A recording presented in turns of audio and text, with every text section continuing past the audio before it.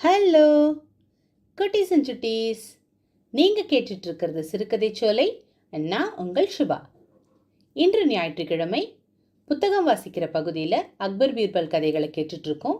இன்றைக்கு 5வது கதை. கதையின் தலைப்பு பீர்பாலின் மந்திர குச்சிகள்.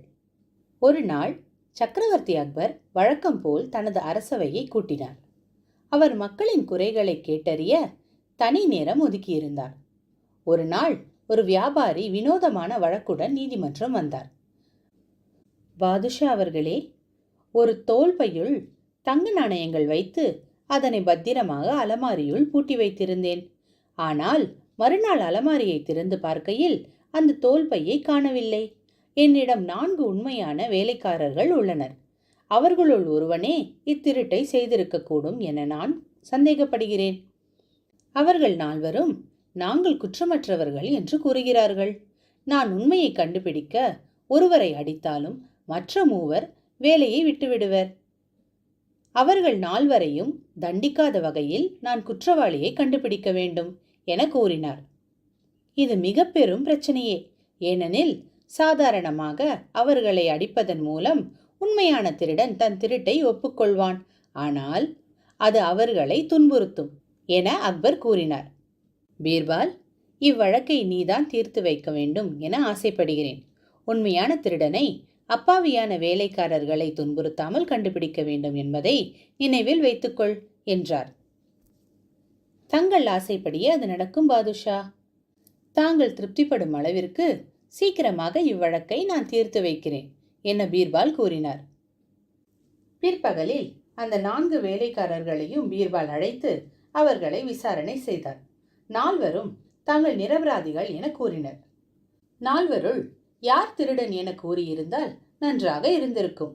இப்பொழுது திருடனை கண்டறிய எனது மந்திர குச்சிகளை உபயோகிக்க வேண்டும் போல் உள்ளது என பீர்பால் கூறினார்.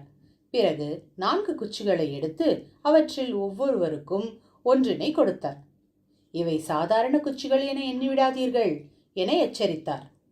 இவை மந்திர சக்தி வாய்ந்த குச்சிகள். இக்குச்சிகளை 4வரும் இன்று இரவு முழுவதும் வைத்துக் கொள்ள வேண்டும். யாருடைய குச்சி 4 அங்குலம் வளர்கிறதோ அவனே திருடன். இக்குச்சியுடன் நாளை காலையில் வாருங்கள் என கூறி பீர்பால் அவர்களை வீட்டுக்கு அனுப்பி வைத்தார். அப்போது உண்மையான திருடன் பீர்பாலிடம் இருந்து தப்பிக்க ஒரு யோசனை செய்தான். தன்னிடம் உள்ள குச்சியில் 4 அங்குலம் வெட்டிட யோசனை செய்தான். அப்போது பீர்பால் கூறியபடி மந்திர குச்சி 4 அங்குலம் வளர்ந்தாலும் அது பழைய குச்சியைப் போலவே காணப்படும். அதனால் ஒரு கூர்மையான கத்தியால் அக்குச்சியை 4 அங்குலம் வெட்டினான். மறுநாள் காலை 4 வேலைக்காரர்களும் தங்கள் குச்சிகளோடு பீர்பாலை காண சென்றனர். அக்குச்சிகளை கண்டவுடனேயே பீர்பால் திருடன் யார் என்பதை அறிந்தார். மற்ற 3 வேலைக்காரர்களையும் அனுப்பிவிட்டார்.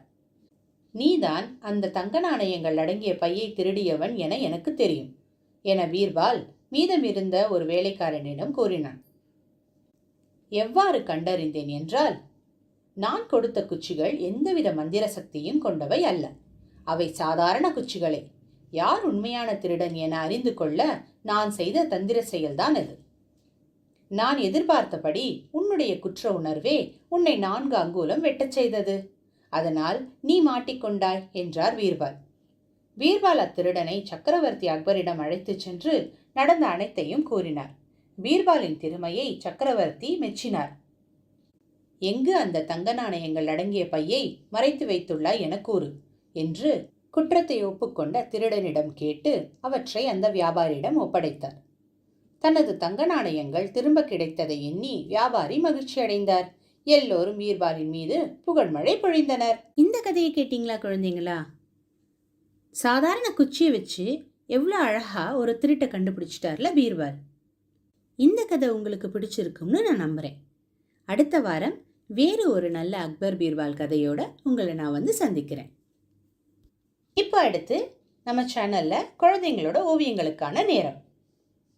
குழந்தைங்களோட ஓவியங்களை பார்த்து என்ஜாய் பண்ணுங்க. பாய்.